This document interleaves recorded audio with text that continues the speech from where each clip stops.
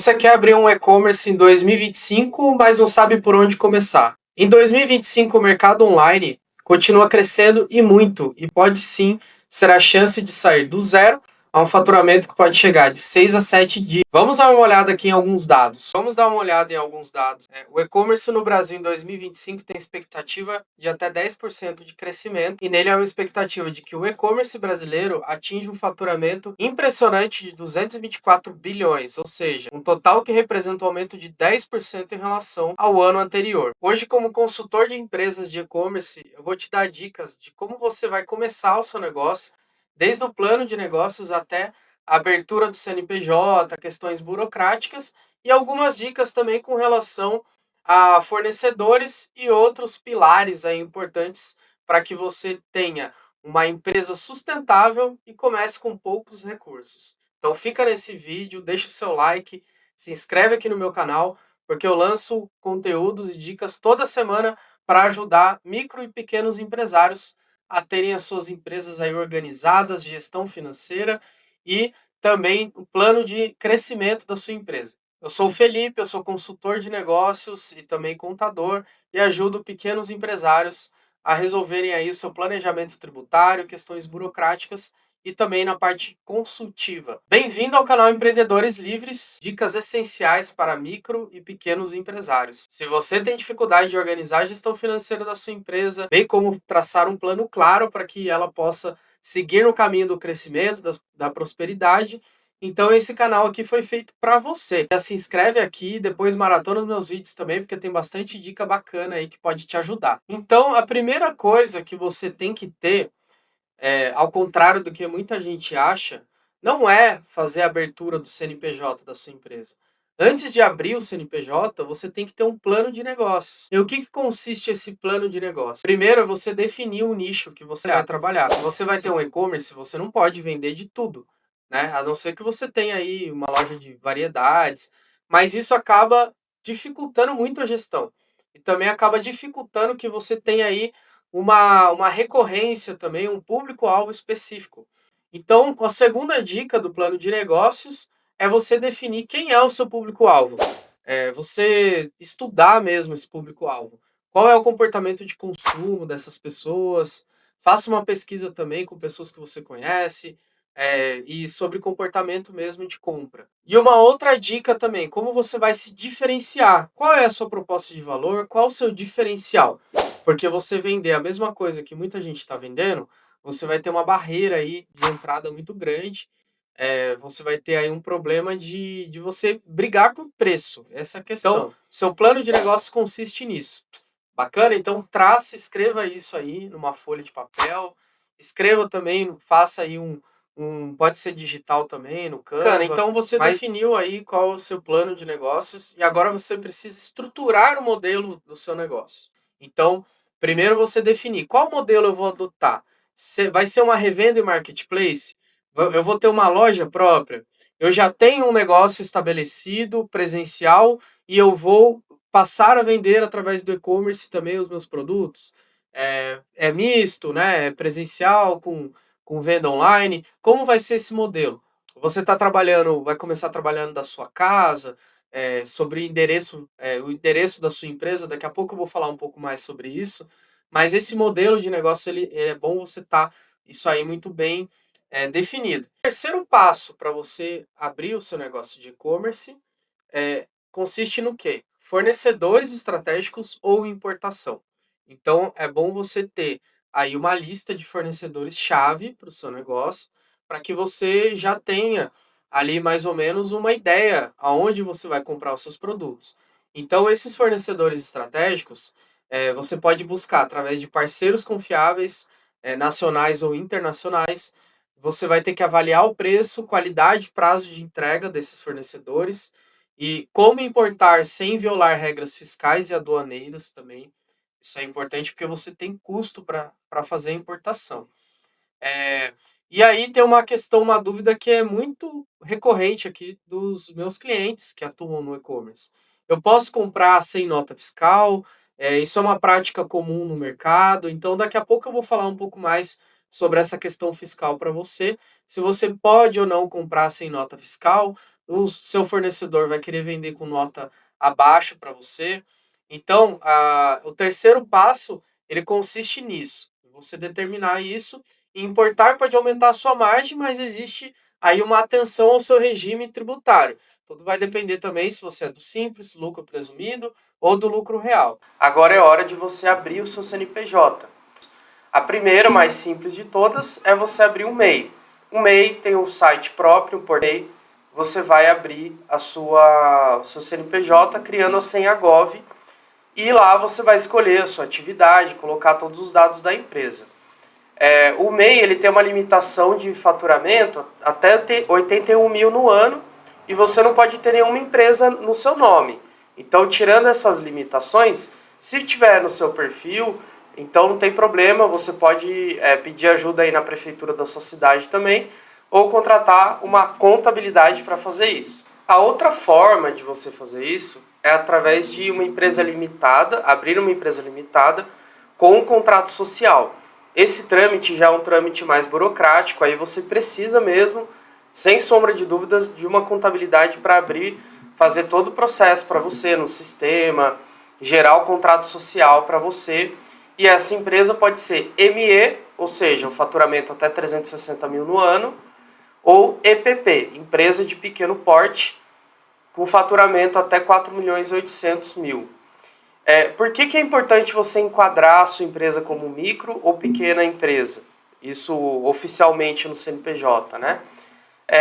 Por questão do regime tributário. A Receita Federal não vai deixar você se enquadrar no Simples Nacional. Vamos falar um pouco de tributação. É um assunto um pouco complexo, mas eu vou passar aqui, dar uma pincelada aqui para você.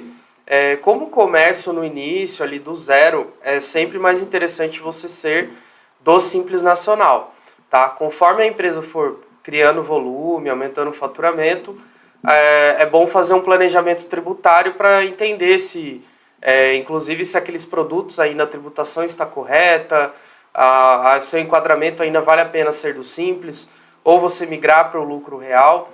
Implica uma série de coisas aí que você precisa conversar com um consultor de negócios, um contador consultivo. A outro ponto de atenção também que você precisa ter é com relação ao DIFAL do ICMS. E o que é esse DIFAL do ICMS? É um diferencial de alíquota. Quando você compra de outro estado ou quando você vende para outro estado, se tiver uma diferença de alíquota de ICMS, que é o Imposto sobre Circulação de Mercadoria e Serviços, você tem que pagar aquele diferencial para o Estado. Uma outra questão é a substituição tributária. Se você compra produtos com substituição tributária e vender produtos com substituição tributária também, para você não pagar mais imposto, tá? Tem que considerar o custo logístico e as taxas do marketplace, que elas não são muito baratas. Os marketplaces cobram aí alíquotas de 20% a 30% que você tem que deixar referente a atendimento de cliente, logística e outras questões, o marketing, que o marketplace faz para você, que você tem que pagar, tem que deixar esse valor aí na plataforma, tá bom? Então vamos falar agora do sexto passo, que é a venda em marketplace. Os marketplaces são essas lojas grandes online que permitem com que parceiros e terceiros com outro CNPJ venda dentro do seu site. E esses sites são a Amazon, Mercado Livre, Shopee, Magalu, uma série de outros aí que tem no mercado. Então, o primeiro ponto positivo, vamos falar dos prós, pontos positivos de você vender em marketplace. É o grande fluxo de clientes ali, então eles fazem trabalhos fortes aí de marketing, prospecção pelo WhatsApp, então tudo isso gera um fluxo aí de clientela para você. Estão bem ranqueados no Google também, então isso é uma coisa que já vem pronto para você, vamos dizer.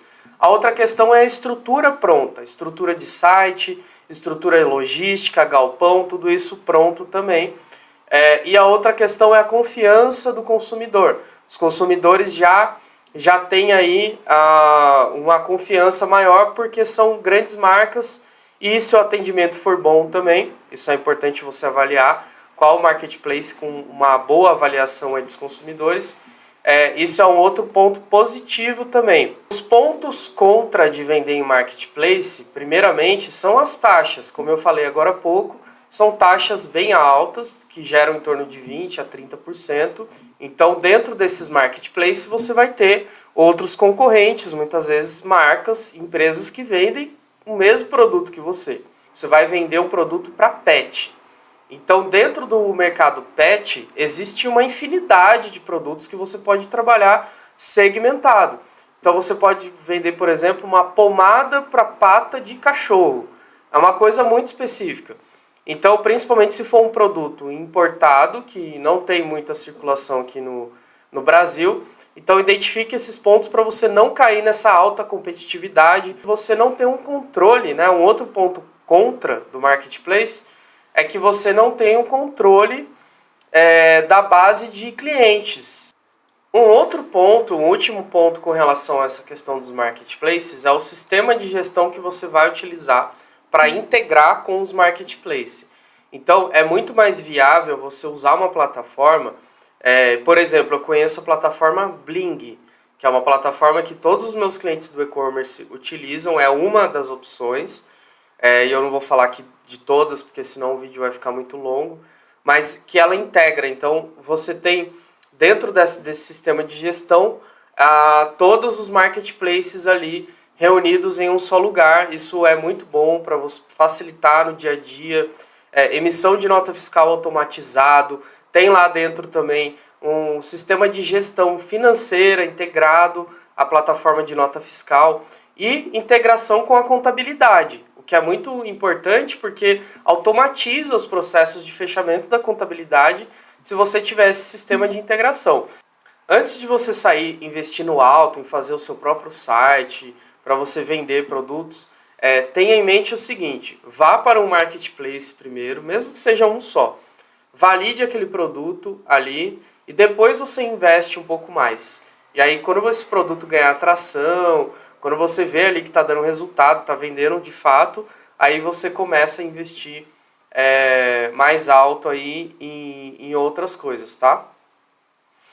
O e-commerce no Brasil é um mercado sim promissor e os dados são muito motivadores. Só em 2024 teve um faturamento de mais de 185 bilhões de reais no Brasil e deve crescer mais de 10%. A expectativa é que cresça pelo menos 10% em 2025. E esse valor representa ali 70% dos pequeno e médio empresários que vendem online. Então o segredo para investir no e-commerce é o nicho, a sua estratégia e também a sua boa gestão, contando, claro, com um consultor de negócios, um contador consultivo que vai te auxiliar nesse caminho aí do zero até você faturar 6, 7 dígitos. É muito importante que você faça isso de maneira sustentável, que você conte realmente com a ajuda, com essa ajuda da análise tributária, com a precificação. Nós teremos aí a reforma tributária, que é um outro ponto aí, já está no ano que vem, já está chegando aí, e é um outro ponto a você considerar se você está abrindo a sua empresa agora. Se você já tem um e-commerce, então você já deveria para ontem falar com um consultor sobre a reforma tributária. Eu sou especialista na reforma tributária e ajudo empresários também a fazer análise, diagnósticos do seu negócio para quando ela chegar, de fato, você já está preparado aí e não perder dinheiro. E aí, empreendedor, você gostou das dicas desse vídeo aqui? Te ajudou de alguma forma? Então vou pedir para você se inscrever no canal, deixa o like, compartilha com aquele amigo que está querendo abrir um e-commerce, mas não sabe por onde começar, tá? Me ajuda aqui a crescer o meu canal. Eu estou aqui no começo ainda, então eu preciso realmente que você dê um apoio aí para o meu trabalho. Calma aí, ainda não sai desse vídeo que eu tenho um recado importante para você. Se você quer saber como pegar o Procred, que é uma linha de crédito de parceria do governo com bancos, você vai clicar aqui. O imposto de renda do Airbnb, evitando multas, então você vai clicar aqui. Um abraço, até a próxima.